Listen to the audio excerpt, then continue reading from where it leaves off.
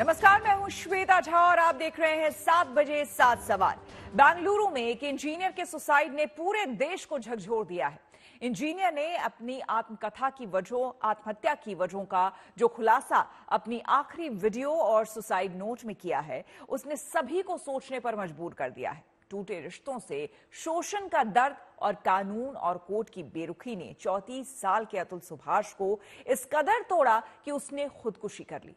लेकिन खुदकुशी से पहले उसने समाज को आईना दिखाया है। ऐसे में हमारे आज के 7 सवाल इसी मुद्दे से जुड़े होंगे और इसी से जुड़ा हमारा आज का पहला सवाल है। हमारा सवाल है कि एक इंजीनियर की मौत का जिम्मेदार आखिर कौन? 34 साल के इंजीनियर अतुल सुभाष ने पत्नी और उसके परिवार की प्रताड़ना से तंग आकर खुदकुशी कर ली। लेकिन खुदकुशी करने से पहले अतुल ने जो कहा वो किसी को भी हिला देने के लिए काफी है।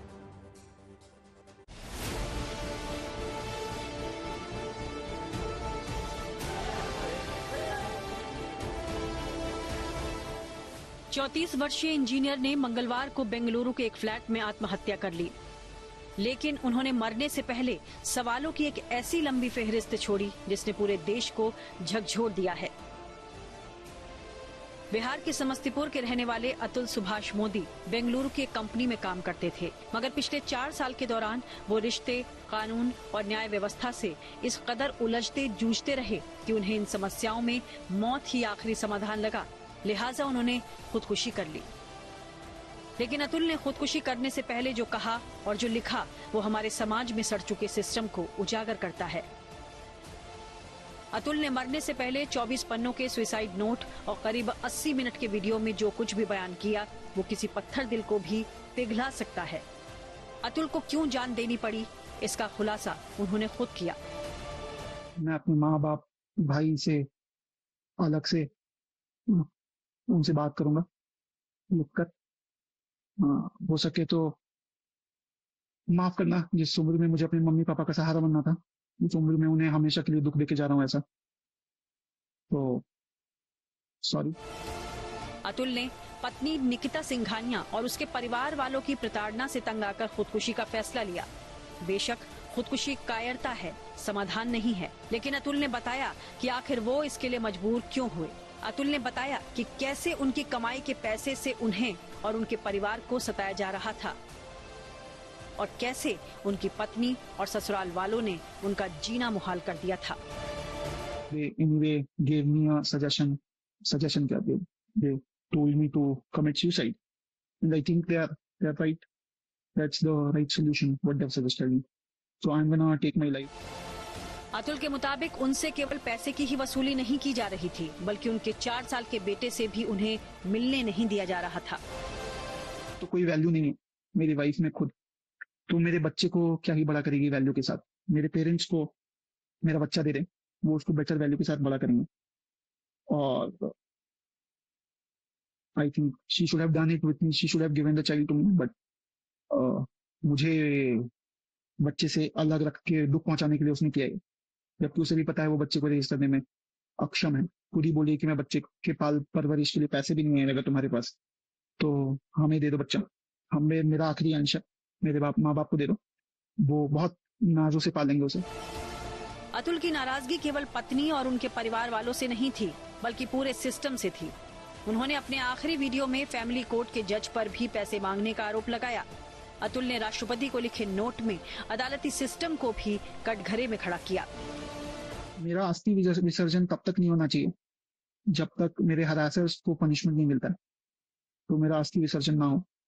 अगर इतने सारी चीजें, एविडेंस और सब कुछ होने के बाद भी अगर कोर्ट, ये जज और मेरे बाकी के हरासर्स को पनिशमेंट नहीं देती है और बरी कर देती है, तो मेरा जो अस्थि है वहीं कोर्ट के बाहर किसी गटर में बहा देना चाहिए, ताकि मैं ये जान जाऊं हमेशा हमेशा के लिए, मैं ये अपना लेसन सीखता रहूं कि इस देश में क्या वैल्यू है एक लाइफ की। अतुल ने अपने आखिरी संदेश में ये भी गुजारिश की कि उनकी मौत के बाद उनकी पत्नी या उसके परिजनों को उनके शव के पास आने नहीं दिया जाए। कोई इंसाफ भी दिला दीजिए, बस मेरे बच्चे को इंसाफ दिला दीजिए और कुछ नहीं चाहिए। मेरा घर बर्बाद हो गया, मैं तो लुट गई। मेरा बेटा चला गया पूरे देश के लिए करके। हालांकि निकिता के परिवार वालों ने सभी आरोपों से इनकार किया है। सुबह जो आरोप लगाने सारा निराधार है। जो निकिता है वो बाहर है, वो जब आ जाएगी तो सारी हर चीज का जवाब देगी। हर चीज जितने भी उन्होंने ब्लेम लगाया सारा सब चीज का एक्सक्यूज है उसके पास में। लेकिन अब मैं तो इस बारे में तो एकदम दूसरे मकान में रहता हूँ, रिश्ते में उसका ताऊ जरूर हूँ गार्जियन के रूप में, लेकिन बाकी सारा केस का सिलसिले में क्या हो रहा है क्या नहीं हो रहा मेरे को जानकारी नहीं, वही लोग करते हैं। अतुल की मौत के बाद उनके परिवार वालों का रो रो कर बुरा हाल है। वो सब अतुल के लिए इंसाफ की गुहार लगा रहे हैं, लेकिन सवाल ये कि अतुल को इंसाफ कब और कैसे मिलेगा? क्या महिलाओं के उत्पीड़न के लिए बने कानून का दुरुपयोग रोकने में अतुल की आत्महत्या टर्निंग पॉइंट बनेगी, या इसे भी चंद दिनों के बाद अन्य मामलों की तरह भुला दिया जाएगा? बेंगलुरु से सगय राज और अनघा केशव के साथ bureau report, good news today. Engineer के कमरे में एक तख्ती मिली है जिसमें जस्टिस इज ड्यू लिखा हुआ है। इससे पता चलता है कि अतुल को किस कदर इंसाफ की आस थी। अतुल सुभाष के परिवार वालों ने उस पीड़ा का बखान किया है जिससे वो पिछले 4 सालों से गुजर रहा था। ऐसे में हमारा दूसरा सवाल इसी से जुड़ा है। हमारा सवाल है कि इंसाफ की आस में खुदकुशी करने को क्यों मजबूर हुआ इंजीनियर। इंसाफ की तलाश में वो अदालत के दरवाजे तक पहुंचा था, लेकिन जब वहां भी उसकी सुनवाई की जगह दर्द और तलखी मिली तो वो पूरी तरह से टूट गया।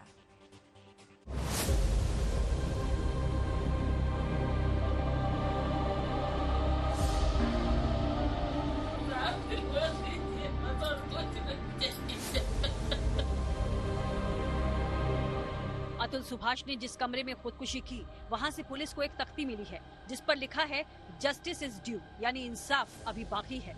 इंसाफ की आस के लिए अतुल ने कानून से कोर्ट तक सबका दरवाजा खटखटाया, फर्जी मुकदमों से खुद को और परिवार को बख्श देने की गुहार तक लगाई, लेकिन उसकी कहीं सुनवाई नहीं हुई। मजबूरी में आकर अतुल ने खुद की जान लेने का फैसला लिया।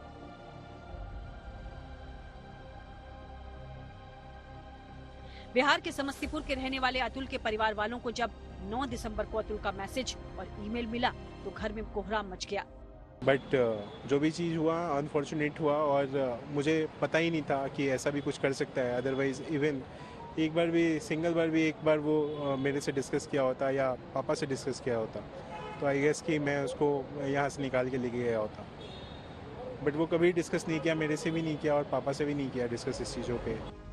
अतुल ने अपने सुसाइड नोट में बताया कि उन्हें अभी तक इंसाफ नहीं मिला है, लिहाजा अब अतुल के परिवार वाले अतुल को इंसाफ दिलाने की लड़ाई लड़ने के लिए तैयार हो गए हैं। जो वो उसने लिखा है अपने सुसाइडल नोट पे, तो मुझे जस्टिस चाहिए, एट एनी कॉस्ट चाहिए।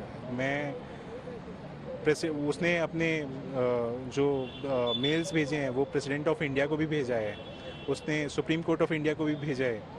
वी वांट कि इस लॉ में ऐसा कुछ लॉ है जिससे मेन को भी कोई प्रोटेक्शन मिले। अतुल के परिवार वालों का आरोप है कि अतुल की पत्नी निकिता सिंघानिया और उसके परिवार वालों ने अतुल पर कई फर्जी मुकदमे कर रखे थे और इन मुकदमों ने उसका और उसके परिवार वालों का जीना मुहाल कर रखा था। हमारा बेटा हमको कहता था कि पापा हम जाते हैं कोर्ट में तो हमारे पास हमको जो है तो पूरा जस्टिस नहीं मिलता है। हर आदमी हमको जो है तो कानून व्यवस्था के अंतर्गत कोई काम नहीं होता है और ये नियम से चलने वाला, कानून से चलने वाला आदमी था, लेकिन ये कभी भी जो है तो वहाँ की कानून व्यवस्था को एकदम मानता था कि एकदम खत्म है।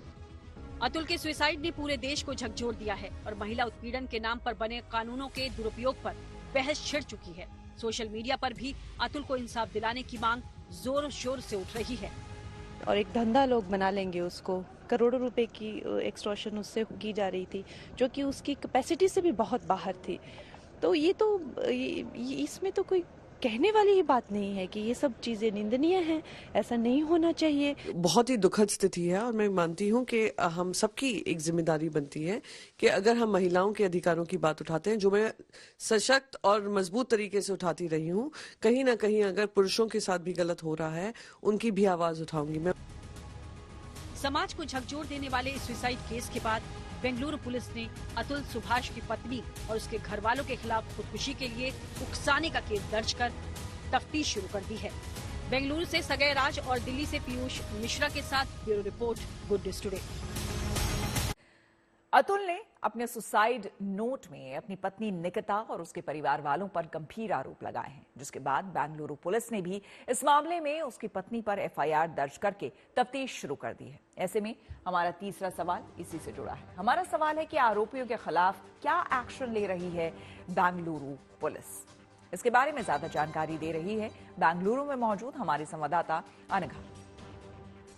34-year-old उत्तर प्रदेश का टेकी अतुल सुभाष, जो बेंगलुरु में काम करता था, जो 9 तारीख को सुसाइड किया था, उस केस के ऊपर एक एफआईआर दर्ज हुआ है, जो उनका डेथ नोट में पत्नी का नाम उल्लेख किया था और पत्नी के साथ साथ उनके सारे के सारे फैमिली मेंबर्स का नाम भी लिखा हुआ था और उन सारे फैमिली मेंबर्स के ऊपर एक एफआईआर लॉन्च हुआ है। और बेंगलुरु से हेडेड बाय द पीएसआई एक 4 मेंबर टीम बेंगलुरु से जौनपुर तक गया है इस केस को फर्दर प्रोब करने के लिए।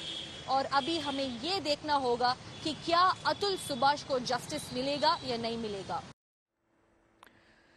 आपको बता दें कि अतुल ने आत्महत्या से पहले 24 पन्नों का एक सुसाइड नोट छोड़ा है और करीब 1.5 घंटे के वीडियो में उसने न केवल अपने ऊपर हुए प्रताड़ना और शोषण के सभी मामलों का विस्तार से खुलासा किया है, बल्कि उसने ये भी बताया है कि किस तरह से उसकी पत्नी और उसके परिवार वाले उसका आर्थिक और मानसिक शोषण कर रहे थे। ऐसे में हमारा चौथा सवाल इसी से जुड़ा है। हमारा सवाल है कि सुसाइड नोट और वीडियो से मिलेगी आरोपियों को सजा, ये जानना बेहद जरूरी है। कोर्ट में ऐसे मामलों में आगे क्या होता है, इसके बारे में बता रही हैं सोशल एक्टिविस्ट बरखा त्रेहन। देखिए, जो ये घटना है अतुल सुभाष वाली, बहुत बहुत दुखी करने वाली है और रोंगटे खड़े हो जाते हैं जब हम ऐसी वीडियोस और सुसाइड नोट्स देखते हैं। लेकिन जो आपका सवाल है, कोई कोर्ट में कितना क्या हो सकता है, तो आपको कोर्ट का तो पता ही है ना क्या होता है, तारीख पे तारीख, इतनी लंबी डेट्स पड़ेंगी। अभी तो सिर्फ देश ने ये वीडियो देखी है, तारीखों का देश को नहीं पता कि सालों साल लग जाते, दम तोड़ देते हैं पुरुष और कुछ नहीं मिलता, उनके हाथ कुछ नहीं लगता। लड़कियां तो कोर्ट में आती तक नहीं है, भाग जाती हैं, देश छोड़ के भाग जाती है, उनके ऊपर कोई कार्रवाई नहीं होती, सारी कार्रवाई सिर्फ लड़कों के ऊपर ही होती है। तो ये क्या स्टैंडिंग होगी, एविडेंस में आएगा जब स्टेज आएगी, बहुत लंबी प्रक्रिया है और कोर्ट में सिर्फ 5.5 करोड़ केसेस पेंडिंग है। तो आप इमेजिन कर सकती हैं कि कितना कोर्ट में हमारा केसेस कैसे चलते हैं। और दूसरी बात यहाँ पर ये बहुत महत्वपूर्ण है कि justice delayed is justice. Engineer की खुदकुशी से पूरा देश हैरान है। जिस तरह से इंजीनियर ने खुदकुशी की वजहों का जिक्र किया है, उससे उसने पूरे सिस्टम को एक तरह से आईना दिखा दिया है। अतुल के केस में यह साफ हो चुका है कि किस तरह से दहेज कानूनों की आड़ में शोषण का खेल चल रहा है। इसी से जुड़ा हमारा 5वां सवाल है। हमारा सवाल है कि इंजीनियर की खुदकुशी ने कैसे पूरे सिस्टम की पोल खोल दी है। सोशल एक्टिविस्ट बरखा त्रेहन इसके बारे में भी बता रही हैं। देखिए, उसने सबसे पहले क्या कहा, जस्टिस इज ड्यू। पूरे सिस्टम की पोल खोल के रख दी है, इसीलिए मैंने बार बार इसे ट्वीट किया है कि the system needs to be overhauled. पूरे सिस्टम की ओवरहॉलिंग की बहुत जरूरत है। बहुत ही जेंडर बायस्ड लॉज हैं हमारे देश में, इसीलिए मेरी एक छोटी सी मांग है जो बहुत पुरानी है कि जेंडर न्यूट्रल कानून बनने चाहिए इस देश में। सभी, महिला हो, पुरुष हो, ट्रांसजेंडर, सबको एक पटल पे लेके आइए, सबकी सुरक्षा की बात करिए, सबके लिए सेम कानून होने चाहिए। दूसरा मेरा एक छोटा सा सुझाव है सरकार को कि जल्द से जल्द पुरुष आयोग का गठन सरकार द्वारा होना चाहिए। मेरा पुरुष आयोग एनजीओ है, मैं कितनों की मदद कर सकती हूँ। सरकार को जल्द से जल्द मेंस कमीशन और उसके बाद एक और पुरुष मंत्रालय का भी गठन करना चाहिए, जिससे कि डेटा तो कलेक्ट हो। पुरुषों के साथ जो प्रताड़ना होती है उसके बारे में हम कभी बात ही नहीं करते। दहेज कानून के नाम पर प्रताड़ना के मामले पहले भी आते रहे हैं और हाई कोर्ट से लेकर सुप्रीम कोर्ट तक ऐसे मामलों पर चिंता जाहिर करता रहा है। कल ही सुप्रीम कोर्ट ने दहेज उत्पीड़न कानून का जिक्र करते हुए इसके दुरुपयोग पर चिंता जताई। ऐसे में हमारा 6वां सवाल इसी से जुड़ा है। हमारा सवाल है कि दहेज उत्पीड़न मामलों में सुप्रीम कोर्ट की सख्त टिप्पणी के क्या मायने हैं, ये समझना बेहद जरूरी है। दहेज कानून की आड़ में न केवल लड़कों बल्कि उनके परिवार वालों को घसीट लिया जाता है, जिससे कई बार पूरे परिवार की जिंदगी कोर्ट कचहरी के चक्कर काटते हुए बीत जाती है।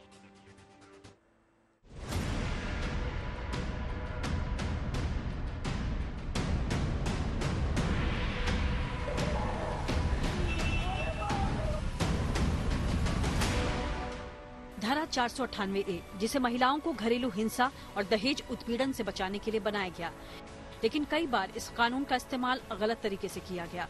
कई बार मामला अदालत में पहुंचा, जिसमें पाया गया कि महिलाओं ने इस कानून का अनुचित मांगे पूरी करवाने के लिए गलत तरीके से इस्तेमाल किया। घरेलू प्रताड़ना के इन झूठे मामलों पर सुप्रीम कोर्ट कई बार चिंता जता चुका है।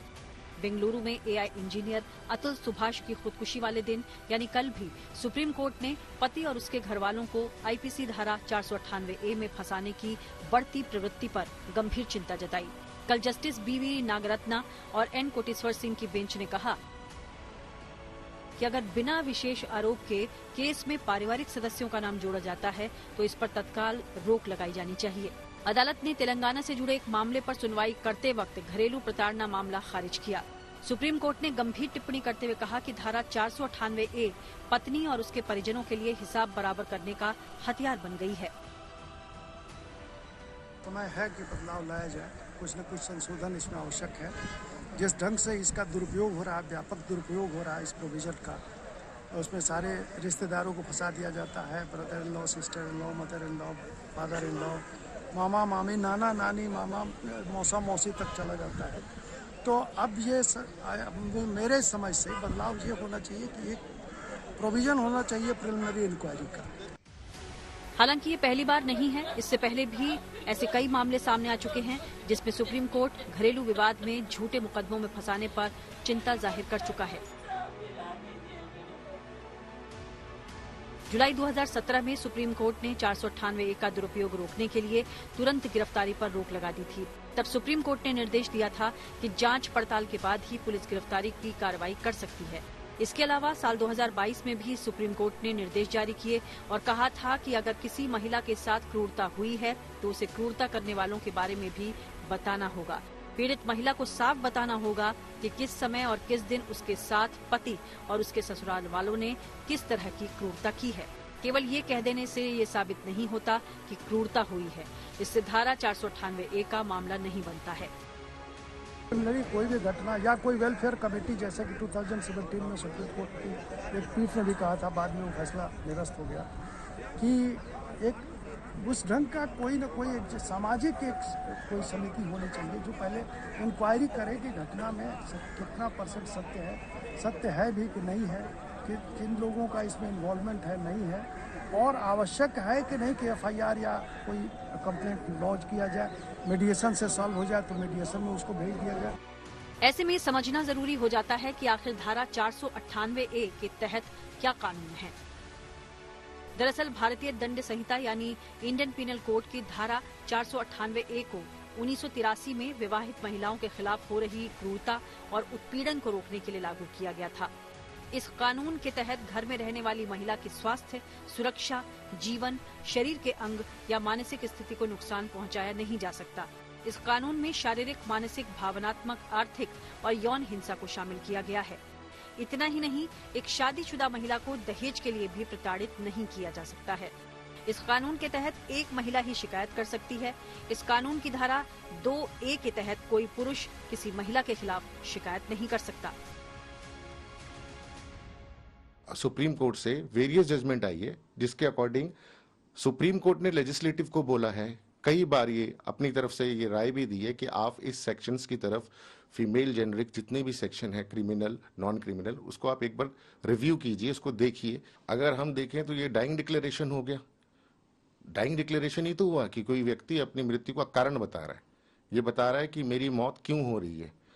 अगर फीमेल के लिए कुछ अलग से सेक्शंस हैं, फीमेल के अलग से अथॉरिटीज हैं, तो मेल के लिए भी डेफिनेटली होनी चाहिए, वरना मेल की आवाज कौन उठाएगा।